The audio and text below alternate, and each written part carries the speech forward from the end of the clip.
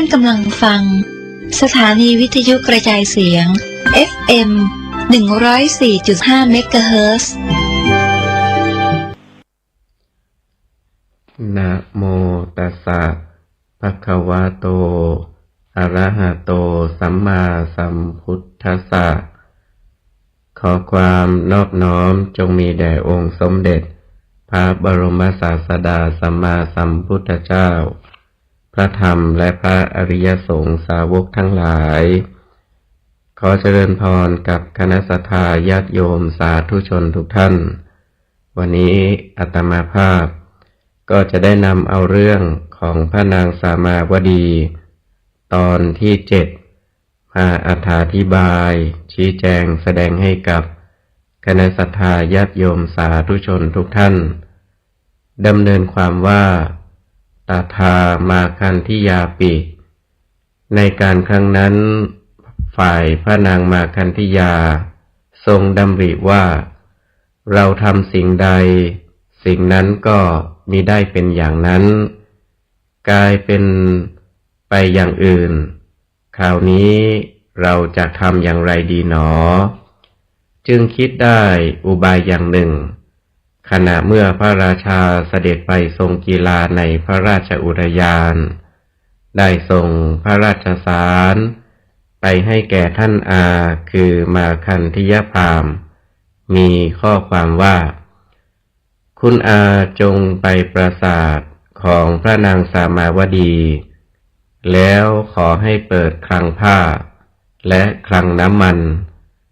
เอาผ้าทั้งหลายมาชุบน้ำมันในถังน้ำมันแล้วเอาไปพันเสาทั้งหลายให้หญิงพระสนมเหล่านั้นแม้ทุกคนอยู่รวมกันแล้วปิดประตูใส่ดานยนต์ข้างนอกจุดไฟที่ตำหนักด้วยเทียนชนวนแล้วจงหนีไปเสียฝ่ายมาคันธิยพราหมณ์ผู้เป็นอานั้นขึ้นไปปราสาทของพระนางสามาวดีแล้วก็ให้เปิดเรือนคลังเอาผ้าทั้งหลายมาชุบ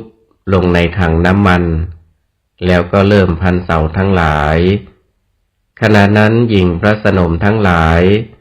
อันมีพระนางสามาวดีเป็นหัวหน้าเข้าไปหามาคันธิยพราหมณ์นั้น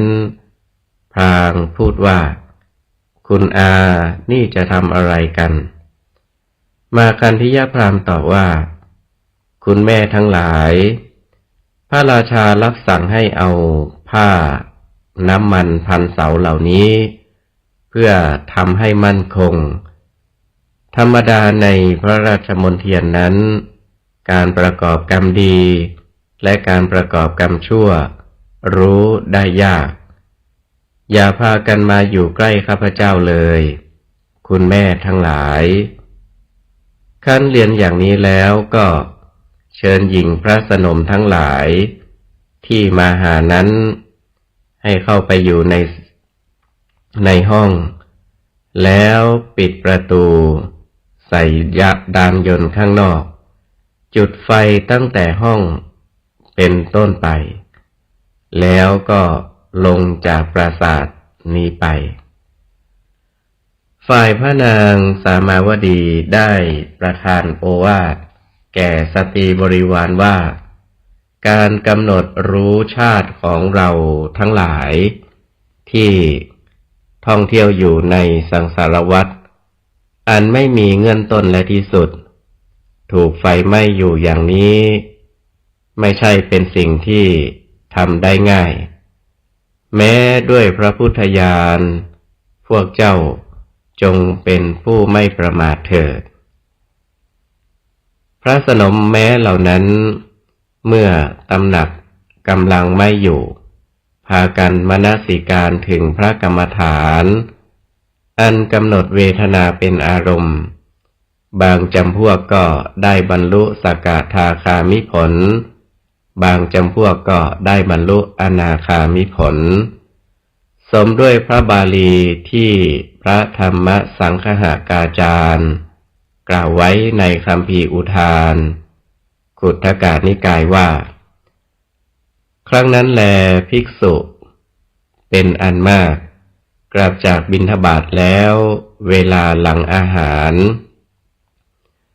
ได้พากันเข้าไปเฝ้าสมเด็จพระผู้มีพระภาคเจ้ากราบถวายบังคมแล้วก็พากันนั่งณที่ควรส่วนข้างหนึ่งครั้นแล้วจึงได้กราบทูลสมเด็จพระผู้มีพระภาคเจ้าดังนี้ว่าข้าแต่สมเด็จพระพุทธองค์ขอประทานพระวโรกาสขณะเมื่อพระเจ้าอุเทนประทับอยู่ณพระราชอุทยานภายในพระราชวังถูกไฟไหม้แล้วมวลสตรี500อันมีพระนางสามาวดีเป็นประธานได้ถึงแก่อนิจจกรรมแล้วคติของอุบาสิกาเหล่านั้นจะเป็นอย่างไรพบหน้าจะเป็นอย่างไรพระพุทธเจ้าค่ะพระผู้มีพระภาคเจ้าตรัสตอบว่าดูก่อนภิกษุทั้งหลายในบรรดาอุบาสิกาเหล่านั้นอุบาสิกาที่เป็นพระโสดาบันมีอยู่ที่เป็นพระสกทาคามีมีอยู่ที่เป็นพระอนาคามีก็มีอยู่ดูก่อนภิกษุทั้งหลายอุบาสิกาเหล่านั้นสิ้นทั้งมวลเป็นผู้ถึงแก่อนิจจกรรมไปอย่างไม่ไร้ผลครั้งนั้นแลสมเด็จพระผู้มีพระภาคเจ้าได้ทรงแสดงเนื้อความนี้แล้วได้เปล่งพระอุทานในเวลานั้นมีความดังนี้ว่าโลกอันโมหะห่อพันไว้จึงปรากฏให้เห็นเป็นดุจว่ามีรูปภาพอันสมควรคนโง่อันกิเลสผูกพันห่อหุ้มไว้ด้วยความมืดจึงปรากฏเป็นดุจว่าเที่ยงแท้แน่นอนสำหรับคนฉลาดหามีความห่วงใยถึงไม่ก็แลขันสมเด็จพระผู้มีพระภาคเจ้าตรัสอย่างนี้แล้วได้ทรงแสดงพระธรรมเทศนาว่าดูก่อนภิกษุทั้งหลายธรรมดาสัตว์ทั้งหลายเมื่อท่องเที่ยวไปในสังสารวัฏสงสารที่เป็นผู้ไม่ประมาทตลอดการเป็นนิจทำแต่บุญกรรมอย่างเดียวก็มีที่เป็นผู้ประมาททำแต่บาปกรรมก็มีเพราะฉะนั้นเมื่อสัตว์ทั้งหลายท่องเที่ยวอยู่ในวัฏสงสารจึงย่อมได้เสวยสุขบ้างเสวยทุกข์บ้างเป็นธรรมดาฉะนี้ราชาสุตวาฝ่ายพระเจ้าอุเทนครั้นได้ทรงทราบว่าไฟไหม้พระตำหนักของพระนางสามาวดีแม้จะได้เสด็จมาโดยเร็วก็ไม่ทรงสามารถจัดให้เสด็จถึงในเมื่อไฟยังไม่ทันจะไหม้ครั้นเสด็จมาถึงแล้วก็ทรงบัญชาการให้ดับไฟที่พระตำหนักแล้วทรงมีทุกขโทมนัสเกิดขึ้นอย่างรุนแรงห้อมล้อมไปด้วยหมู่อมาตย์ประทับนั่งทรงระลึกถึงพระคุณของพระนางสามาวดีอยู่พักหนึ่งแล้วทรงพระราชดำริว่านี่ใครทำหนอแล้วทรงทราบว่าจักเป็นอันพระนางมาคันธิยาทรงบงการให้ทำแน่แล้วทรงพระราชดำริว่าเมื่อเราตวาดให้กลัวแล้วถามเธอก็จักไม่ตรัสบอกเราจักค่อยๆถามด้วยอุบายขั้นแล้วจึงรับสั่งกับหมู่อมาตย์ว่าท่านผู้เจริญทั้งหลายเมื่อก่อนแต่นี้ไปเราจะไปไหนมาไหนก็มีความสงสัยรังเกียจอยู่แล้วเชียวแม่สามาวดีคอยแสหาแต่ความผิดของเราอยู่เป็นนิดค เขาก็ได้ตายไปแล้วก็บัดนี้เราจักตายใจได้แล้วเราจักได้อยู่อย่างสบายต่อไปเมื่อหมู่อมาตย์กราบทูลว่าใครหนอกล้าทำกรรมอันนี้พระพุทธเจ้าค่ะก็ทรงตอบว่าก็คงจักเป็นใครๆที่รักใคร่ในเรากระทำขณะนั้นพระนางสมาคันธิยาประทับยืนอยู่ใกล้ๆครั้นได้สดับพระราชดำรัสดังนั้นจึงกราบทูลว่าคนอื่นใครเล่าจักกล้าทำได้หม่อมฉันทำเองเพคะหม่อมฉันได้สั่งให้ท่านอาทำแล้วพระราชาตรัสว่าคนอื่นเว้นเธอแล้วที่จะรักใคร่ในฉันจริงๆย่อมไม่มีฉันพอใจมากพระเทวีฉันขอประทานพรให้แก่เธอเธอจงสั่งให้เชิญหมู่พระญาติของเธอมาเถิดฝ่ายพระมานางมาคันธิยาก็ได้ส่งพระราชสารไปแก่พระญาติทั้งหลายว่าพระราชาทรงพอพระราชหฤทัยจะพระราชทานพรให้แก่เราจงพากันมาด้วยมิชักช้าพระราชาก็ได้รับสั่งให้ทำสักการะแก่พระญาติของพระนางมาคันธิยาบรรดาที่มาถึงเป็นอันมากแม้คนอื่นๆที่มิใช่พระญาติของพระนางมาคันธิยานั้นคันได้เห็นดังนั้นแล้วได้ให้สินบนพากันหลั่งไหลมาโดยแจ้งว่าเราเป็นพระญาติของพระนางมาคันธิยาพระเจ้าอุเทนมีพระราชองค์การให้จับคนเหล่านั้นทั้งหมดแล้วรับสั่งให้ขุดหลุมตรงพระลานหลวงลึกประมาณเพียงสะดือส่งให้เอาคนเหล่านั้นไปนั่งในหลุมนั้นแล้วเอาดินร่วนกลบโรยด้วยฟางทับข้างบนแล้วรับสั่งให้จุดไฟพอเวลาไฟไหม้หนังแล้วรับสั่งให้เอาไถเหล็กทั้งหลายมาไถทำให้เป็นท่อนเล็กท่อนน้อยชิ้นเล็กชิ้นน้อยแล้วรับสั่งให้เชือดเอาเนื้อตรงที่ล่ำๆจากพระสรีระกายของพระนางมาคันธิยาด้วยมีดอย่างคมกริบ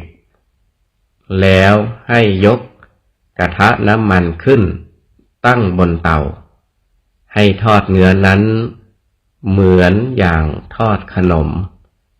แล้วทรงบังคับให้พระนางมาคันธิยาเสวยเนื้อนั้น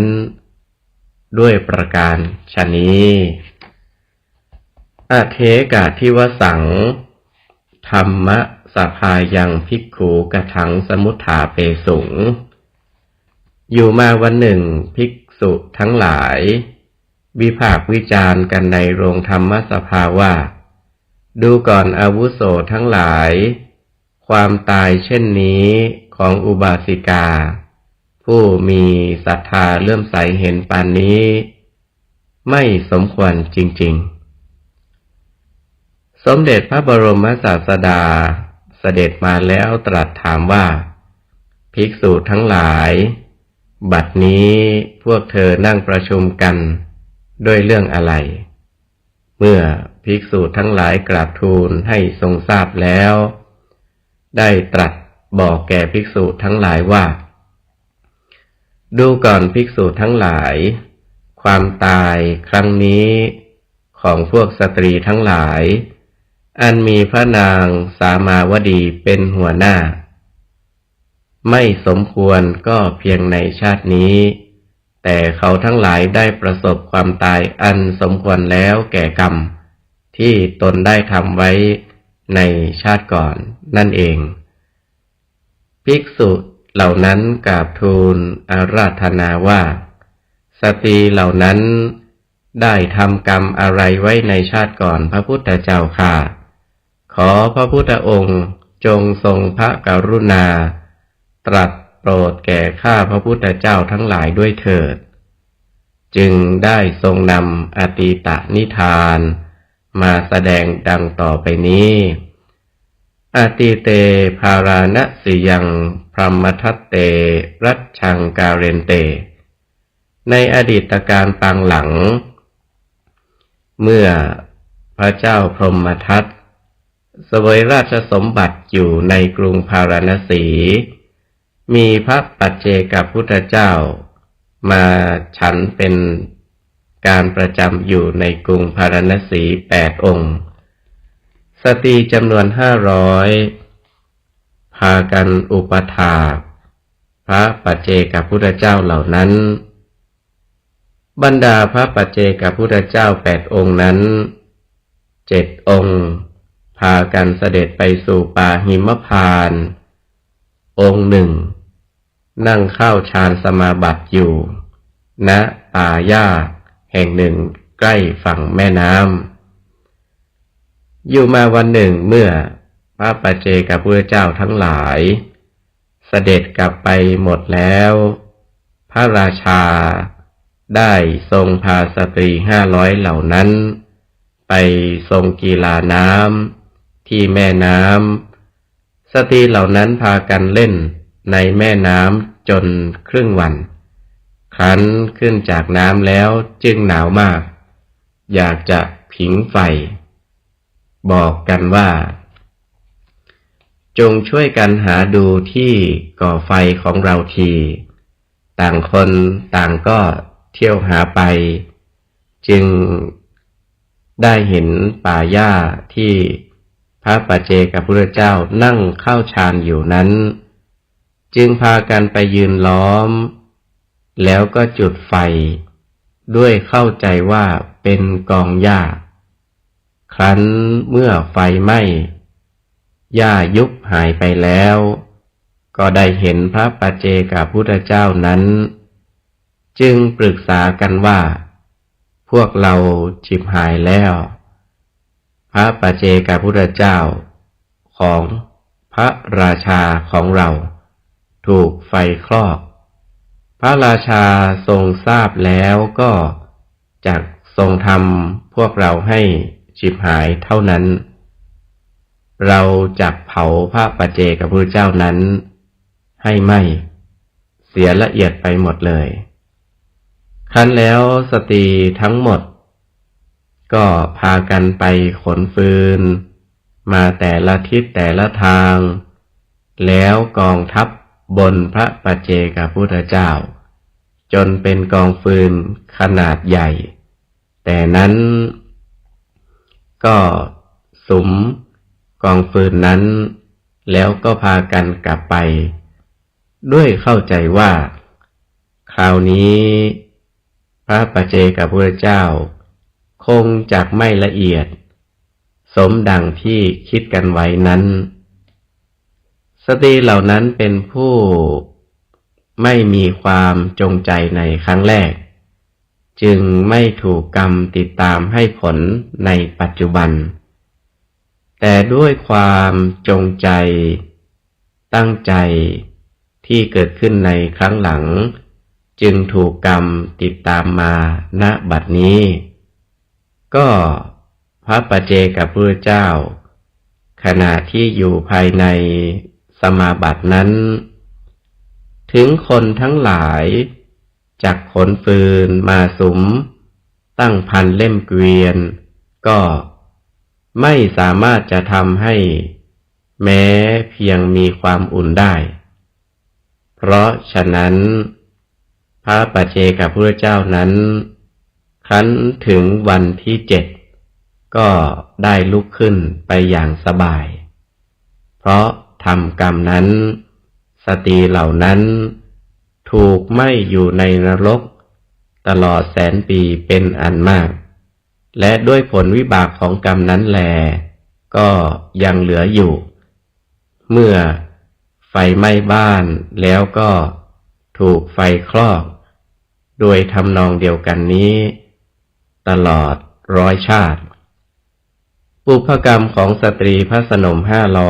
500มีพระนางสามาวดีเป็นหัวหน้าเหล่านั้น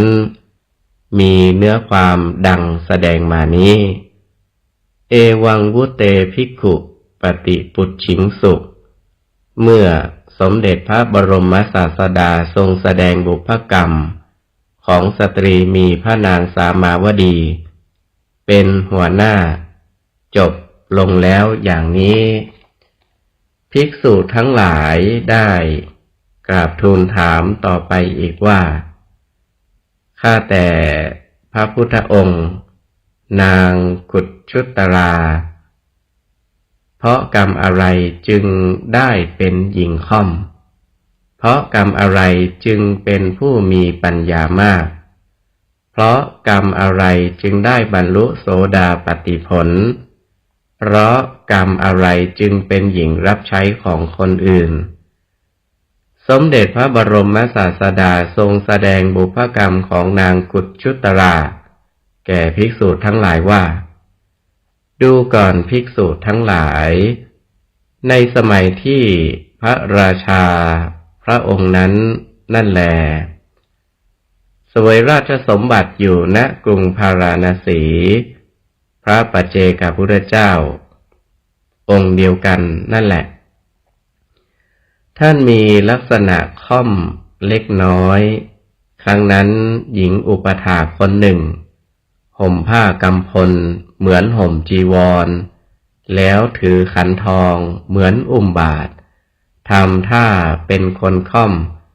แสดงท่าทางเดินไปของพระปัจเจกพุทธเจ้านั้นเป็นการล้อเลียนพางพูดว่าพระปัจเจกพุทธเจ้าของเราทั้งหลายนั้นเป็นอย่างนี้อย่างนี้ด้วยผลแห่งกรรมนั้นเธอจึงได้เป็นหญิงค่อมอันหนึ่งวันแรกที่พระปัจเจกพุทธเจ้าทั้งหลายมาถึงพระราชาทรงนิมนต์พระปัจเจกพุทธเจ้าเหล่านั้นให้นั่งในพระราชนิเวศแล้วรับสั่งให้รับบาตรมาทรงใส่บาตรให้เต็มด้วยข้าวปายาตแล้วรับสั่งให้ถวายบาตรคืนบาตรเต็มด้วยข้าวปายาตกำลังร้อนพระปัจเจกพุทธเจ้าทั้งหลายจึงเปลี่ยนมือถือบาตรบ่อยๆหญิงอุปถากคนนั้นครั้นเห็นพระปัจเจกพุทธเจ้าทั้งหลายทำอยู่อย่างนั้นจึงถวายวะไลงาคือกำไลงาข้อมืออันเป็นสมบัติของตน8 วงแล้วกราบเรียนว่านิมนต์เอาบาตรวางบนวะไลนี้แล้วจึงถือบาตรเจ้าค่ะเมื่อพระปัจเจกพุทธเจ้าทำเหมือนอย่างนั้นแล้วก็ยืนมองดูหญิงนั้นนางทราบความหมายของพระปัจเจกพุทธเจ้าเหล่านั้นจึงกราบเรียนว่าข้าแต่พระคุณเจ้าผู้เจริญดิฉันไม่มีความต้องการวะไลเหล่านั้นดิฉันเสียสละถวายแด่พระผู้เป็นเจ้าทั้งหลายขาดเลยนิมนต์รับเอาไปเถิดเจ้าค่ะพระปัจเจกพุทธเจ้าเหล่านั้นได้รับเอาไปไว้ที่เงื้อมเขาชื่อนันทมูลกะวะไลเหล่านั้นยังไม่บุบสลายแม้ในการทุกวันนี้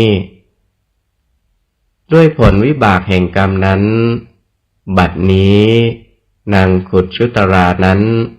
จึงเป็นผู้มีปัญญามากทรงจำพระไตรปิฎกได้อันหนึ่งด้วยผลวิบากแห่งการอุปถากที่ตนได้ทำแล้วแก่พระปัจเจกพุทธเจ้าทั้งหลายเธอจึงได้บรรลุโส โสดาปัตติผลบุพกรรมของนางกุชุตรานั้นในพุทธันดรนี้มีเนื้อความดังแสดงมานี้ส่วนในศาสนาของพระกัสสปะสัมมาสัมพุทธเจ้าโน้นมีเรื่องเล่าดังนี้ยังมีธิดาของเศรษฐีชาวเมืองพาราณสีอยู่คนหนึ่งเวลาบ่ายนางถือเอากระจกมานั่งแต่งตัวอยู่ขณะนั้นภิกษุณีผู้เป็นพระอรหันตขีณาสพองค์หนึ่งซึ่งมีความคุ้นเคยกับเศรษฐีธิดานั้นได้ไปเยี่ยมเธอจริงอยู่ภิกษุณีทั้งหลายแม้ถึงจะเป็นพระขีณาสพก็ยังมีความต้องการจะเยี่ยมตระกูลอุปถากในเวลาเย็นอยู่ก็ในขณะนั้นที่สำนักของเศรษฐีธิดาไม่มีหญิงรับใช้อะไรเลยเศรษฐีธิดาจึงวานภิกษุณีว่าดิฉันขอโทษโปรดหยิบกระเช้าเครื่องประดับนั้นให้ดิฉันด้วยเจ้าค่ะพระเถรีคิดพิจารณาว่าถ้าเราจักไม่หยิบเอากระเช้าให้แก่เธอเธอก็จักทำความอาฆาตในเราแล้วจักไปบังเกิดในนรกแต่ถ้าเราจักหยิบให้เสียเธอก็จักไปบังเกิดเป็นหญิงรับใช้ของคนอื่นแต่อย่างไรก็ดีการเป็นหญิงรับใช้ของคนอื่นยังดีกว่าการถูกเผาในนรกเป็นไหนๆพระเถรีอาศัยความกรุณาจึงได้หยิบเอากระเช้าเครื่องประดับให้แก่เศรษฐีธิดานั้นฉะนี้และด้วยผลวิบากแห่งกรรมนั้นนางกุชุตราจึงได้เป็นหญิงรับใช้ของคนอื่นๆด้วยประการฉะนี้ปุเนกาทิวสังภิกขุธรรมสภายังกถังสมุทธาเปสุงอยู่มาวันหนึ่งภิกษุทั้งหลายวิพากษ์วิจารณ์กันในโรงธรรมสภาว่าสตรี500มีพระนางสามาวดีเป็นหัวหน้าถูกไฟคลอกในตำหนักหมู่พวกญาติของพระนางมาคันธิยาถูกสุมไฟฟางข้างบน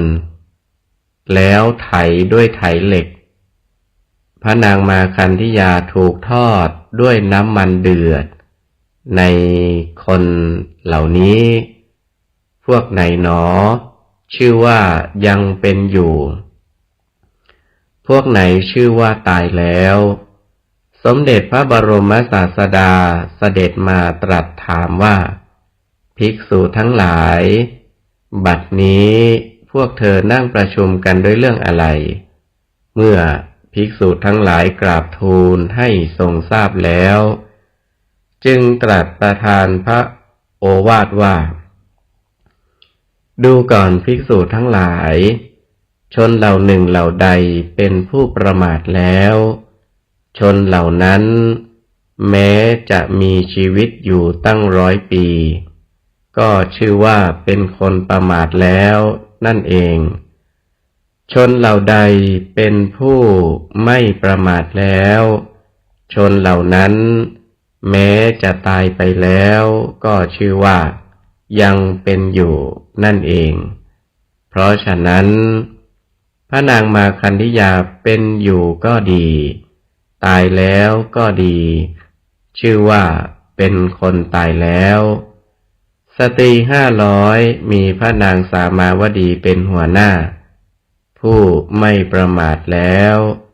ชื่อว่าย่อมไม่ตายคันแล้วสมเด็จพระพุทธองค์ได้ตรัสพระธรรมเทศนาพุทธนิพนธคาถาเป็นปัจฉิมพจน์3 พระคาถาซึ่งมีข้อความดังนี้อัปปมาโทอมตังปะทัง ปมาโทมัจจุโนปะทังอปมัตตานะมียันติเยปมัตตายถามตาความไม่ประมาทเป็นเครื่องถึงซึ่งนิพพานอันไม่ตายความประมาทเป็นทางแห่งความตายพวกชนที่ไม่ประมาทแล้วชื่อว่าย่อมไม่ตายชนเหล่าใดประมาทแล้วชนเหล่านั้นเหมือนคนตายเอตังวิเสสโตยตวาอัปปมาธัมหิบัณฑิตาอัปปมาโทปโมทันติอริยานังโคจเรรตาท่านผู้เป็นบัณฑิตในเพราะความไม่ประมาททั้งหลายรู้ความต่างกันอย่างนี้แล้วย่อมบันเทิงอยู่ในความไม่ประมาทเป็นผู้ยินดีในธรรมอันเป็นอารมณ์ของพระอริยเจ้าทั้งหลาย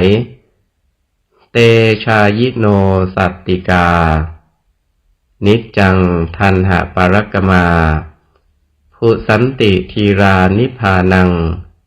โยคัคเขมังอนุตรันติบัณฑิตผู้ไม่ประมาทซึ่งเป็นปราชญ์เหล่านั้นเป็นผู้เจริญฌาน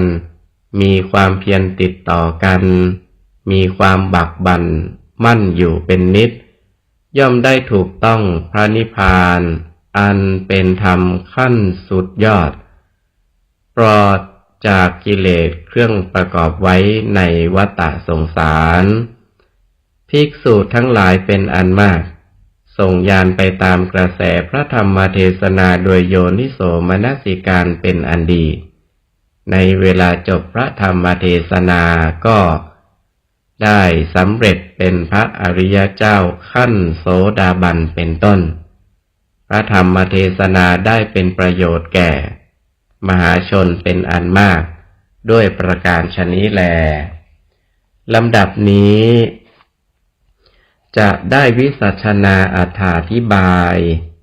ความในท้องนิทานและในพระธรรมเทศนาพุทธนิพนธกถาโดยอาศัยอรรถกถาในและโดยอัตโนมัตยาธิบายเพื่อเฉลิมเพิ่มเติมสติปัญญา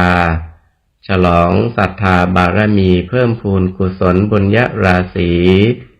ส่วนธรรมสวนะใหม่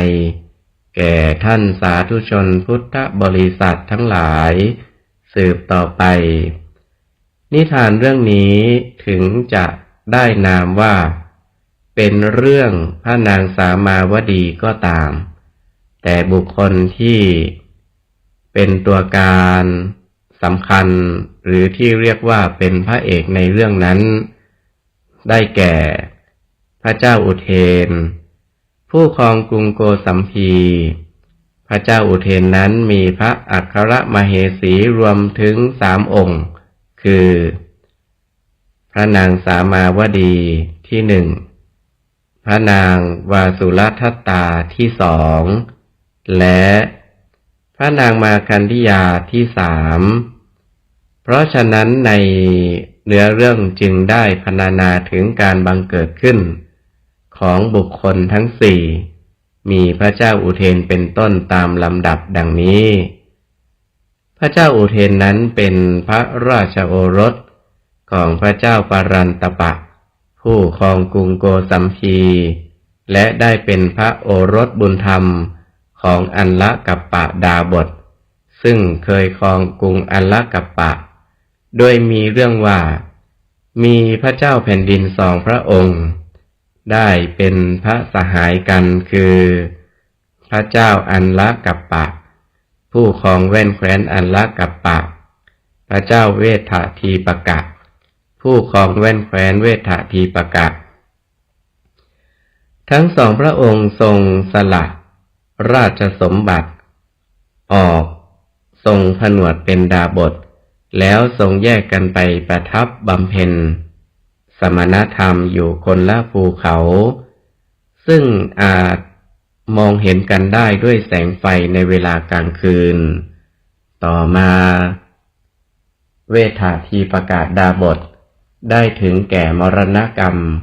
ไปบังเกิดเป็นเทวดาชั้นเทพพระราชาผู้มีศักดาใหญ่ในเทวโลกเมืองสวรรค์แล้วได้จำแรงแปลงเพศเป็นคนหลงทางมาเยี่ยมพระสหายคืออัลละกปะดาบทซึ่งบำเพ็ญสมณธรรมอยู่บนภูเขานั้นเมื่อทราบว่าพระอัลละกปะดาบทลำบากด้วยช้างป่ามารบกวนเวทาทีปกาเทพพระราชานั้นจึงประทานมนต์และพิณสำหรับไล่ช้างมีชื่อเรียกว่าหัตถิกันตะมนต์และพิณนั้นมีอานุภาพมากเมื่อร่ายมนต์และดีดพิณสายหนึ่งทำให้ช้างทั้งหลายวิ่งหนีอย่างไม่เหลียวหลังมาดูอีกมนต์หนึ่งและพิณสายหนึ่งทำให้ช้างทั้งหลายวิ่งหนีไปพลางเหลียวหลังมาอีกมนต์และพิณสายหนึ่งทำให้ช้างที่เป็นหัวหน้าโขลงน้อมหลังเข้ามาหาฉะนี้ก็ในสมัยนั้นพระเจ้าปรันตปะราชาทรงครองราชสมบัติอยู่ในพระนครโกสัมพีวันหนึ่งพระองค์กับพระราชเทวีซึ่งกำลังทรงพระคันแก่เสด็จออกมาประทับนั่งผิงแดดอ่อนๆอยู่ในที่กลางแจ้งพระราชเทวีทรงห่มผ้ากำพลสีแดงขณะนั้นนกหัสดีลิงบินมาทางอากาศมองเห็นพระราชเทวีแต่ไกลเข้าใจว่าเป็นชิ้นเนื้อจึงโฉบลงมาเอาพระราชเทวีไว้ในกรงเล็บแล้วพาบินไปจนไปถึงต้นไทรใหญ่ต้นหนึ่งในป่าหิมพานต์นกหัสดีลิงจึงเข้าจับต้นไทรใหญ่นั้นวางพระราชเทวีไว้ระหว่างคาคบไม้แล้วแลดูหนทางที่บินมาขณะนั้นพระราชเทวีทรงปรบพระหัตถ์และร้องขึ้นอย่างแรงนกตกใจก็เลยบินหนีไปพอรุ่งอรุณใหม่เมฆหมอกฝนและเมฆหมอกแห่งภูเขากำลังจางสั่งหายไปพระราชเทวีก็ได้ประสูติพระโอรสบนคาคบไม้นั้นและด้วยอาศัยอุตุคือฤดูเมฆหมอกนั้นเป็นเหตุพระราชเทวีจึงขนานพระนามพระโอรสว่าอุเทนบางฉบับก็ว่าอุเตนะอุเตนมาจากคำบาลีว่าอุตุที่แปลว่าฤดูฉะนี้ก็ต้นไทรใหญ่นั้นอยู่ไม่ห่างไกลกับที่อยู่ของอัลละกัปปะดาบทโดยปกติแล้วถ้าวันใดฝนตกพระดาบทก็จักมาเก็บเอากระดูกสัตว์ภายใต้ต้นไทรนั้นไปต้มดื่มกินน้ำแทนอาหารฉะนั้นวันนั้นพระดาบทจึงได้มาเก็บกระดูกสัตว์ที่ใต้ต้นไทรนั้นจึงได้เห็นพระราชเทวีพร้อมด้วยพระโอรสอยู่บนคาคบไม้แล้วก็ได้รับเอาไปเลี้ยงไว้ในอาสมของตนจนพระกุมารอุเทนทรงพระเจริญวัยต่อมาเมื่อพระเจ้าปรันตปะผู้เป็นพระราชบิดาของผู้ครองกรุงโกสัมพีนั้นสวรรคตไปอัลละกัปปะดาบทได้ทรงได้ทราบด้วยการตรวจดูดาวพระฤกษ์ประจำพระองค์ของพระเจ้าปรันตปะนั้นเศร้าหมองอันแสดงว่าพระอัลละกัปปะนั้นเป็นโหราจารย์ ดูดาวอย่างแม่นยำผู้หนึ่งแล้วพระอัลละกัปปะดาบทก็มอบมนต์และพินหัตถิกันตะถวายแก่พระกุมารผู้เป็นบุตรบุญธรรมพระอุเทนกุมารทรงไล่มนต์และดีดพินเรียกช้างหัวหน้าโขลงมาแล้วก็ทรงยกพลช้าง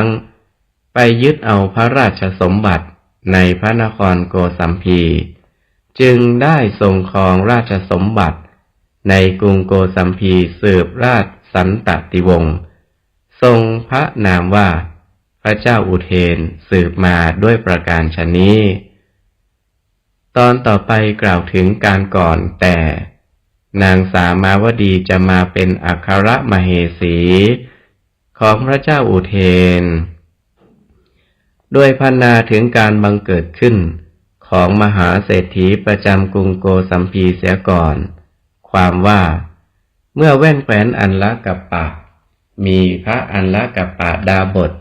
เคยอยู่ครองราชสมบัตินั้นเกิดทุกข์ภิกขภัยข้าวยากหมากแพงฝนแล้งยังมีชายคนหนึ่งชื่อนายโกตุหลิกะอยู่ในเมืองอัลละกัปปะนั้นได้พาภริยาชื่อกาลีกับบุตรน้อยอย่างอ่อนๆอยู่คนหนึ่งเดินทางจากเมืองอัลละกัปปะโดยหมายจะไปหาเลี้ยงชีพที่เมืองโกสัมพีเมื่อหมดเสบียงกลางทางสองสามีภรรยาต่างก็อิดโรยรวยแรงแม้บุตรแดงๆนั้นก็อุ้มไปไม่ไหวนายโกตุหริกะพยายามทิ้งลูกในระหว่างทางถึง7 ครั้งแต่ภริยามีใจอ่อนไม่ยอมทิ้งแต่ในที่สุดบุตรอ่อนนั้น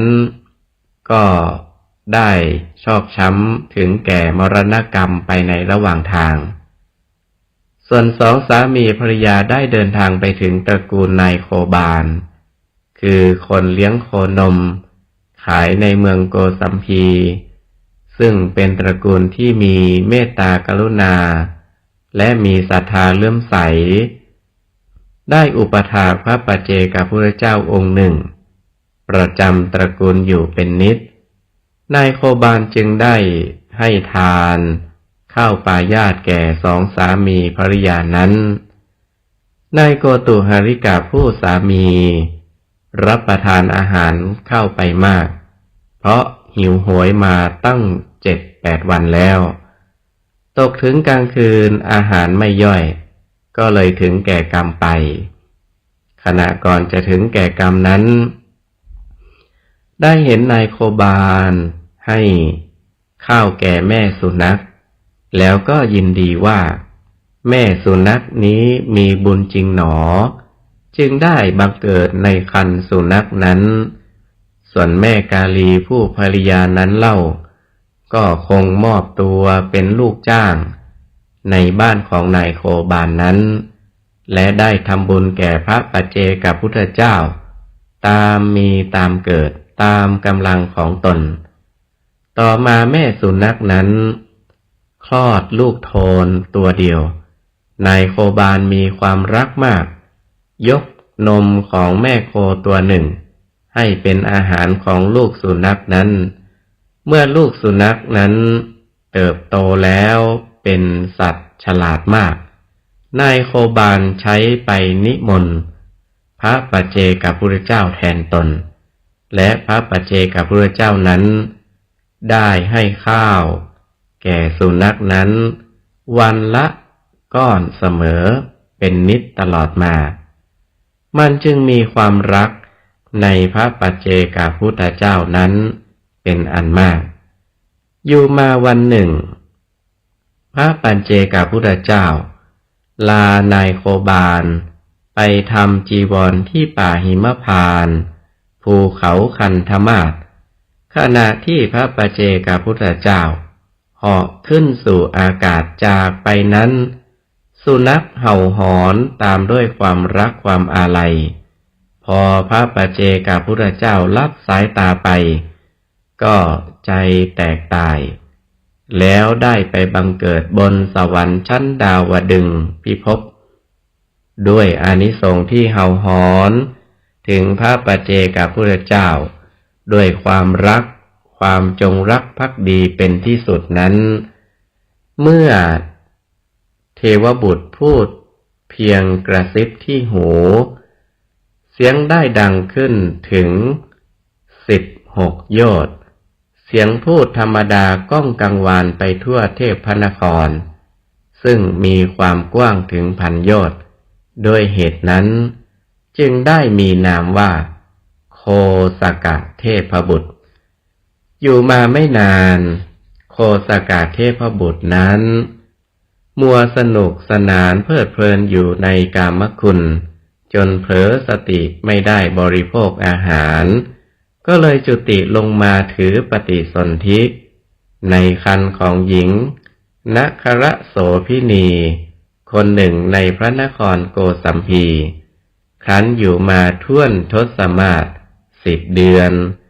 หญิงนครโสภิณีนั้นก็คลอดบุตรมาเป็นชายนางจึงให้สาวใช้เอาใส่กระด้งไปทิ้งที่กองหยากเยื่อเพราะธรรมดาหญิงนครโสภิณีนั้นไม่เลี้ยงลูกผู้ชายบังเอิญขณะนั้นมีชายคนหนึ่งไปพบข่าวจึงได้นำเอามาเลี้ยงไว้ด้วยความรักเสมอเหมือนบุตรของตนด้วยประการฉะนี้ก็ในวันเดียวกันนั้นเศรษฐีชาวเมืองโกสัมพีได้ไปเฝ้าพระเจ้าแผ่นดินได้พบปุโรหิตาจารย์เดินสวนทางกลับมาจากพระราชวังจึงถามถึงเหตุการณ์ของบ้านเมืองต่างๆว่าจะเป็นอย่างไรปุโรหิตาจารย์ตอบว่าไม่มีเหตุการณ์อะไรเลยแต่ทารกที่เกิดในพระนครนี้ในวันนี้จักได้เป็นมหาเศรษฐีชั้นหัวหน้าเศรษฐีทั้งหลายบังเอิญขณะนั้นภริยาเศรษฐีมีครรภ์แก่อยู่แล้วเศรษฐีจึงให้คนใช้รีบไปถามดูที่บ้านว่าภริยาคลอดบุตรหรือยังขันทราบว่ายังมิได้คลอดเมื่อกลับจากที่เฝ้าแล้วจึงมอบเงิน1,000 กหาปณะให้สาวใช้คนหนึ่งชื่อว่ากาลีให้ไปเที่ยวเสาะแสวงหา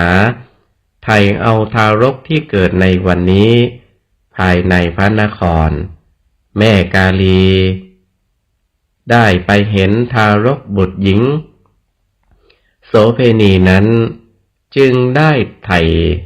มาให้ท่านเศรษฐีสำเร็จสมความปรารถนาแต่ท่านเศรษฐีนั้นเป็นคนใจร้ายจึงคิดแผนการไว้ว่าถ้าลูกเราคลอดมาเป็นหญิงก็จักยกให้ทารกนี้แล้วให้ครอบครองสมบัติสืบแทนต่อไปแต่ถ้าลูกเราคลอดเป็นผู้ชายแล้วก็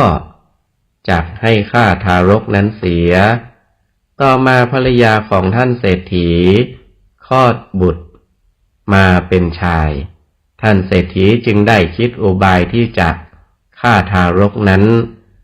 ตามแผนการถึง6 ครั้งโดยให้สาวใช้ชื่อแม่กาลีเป็นผู้จัดการตามคำสั่งแต่ก็ไม่สำเร็จผลสำเร็จประโยชน์คือครั้งที่1ท่านเศรษฐีให้เอาไปนอนขวางที่ประตูคอกวัวเพื่อจะให้วัวเหยียบแต่วัวจ่าฝูงได้ไปยืนคล่อมไว้นายโคบาลเห็นเข้าได้รับเอาไปเลี้ยงไว้ครั้งที่2ให้เอาไปทิ้งไว้ที่ทางเกวียนในเวลาใกล้รุ่งเพื่อจะให้เกวียนและโคเหยียบแต่โคไปถึงที่ทารกนอนอยู่นั้นแล้วสลัดแอกออกไปไม่ยอมเดินต่อไป นายเกวียนเห็นทารกนั้นแล้วได้รับเอาไปเลี้ยงไว้ครั้งที่3ท่านเศรษฐีให้เอาไปทิ้งไว้ที่ป่าช้าผีดิบเพื่อจะให้สัตว์ป่าต่างๆกินเสีย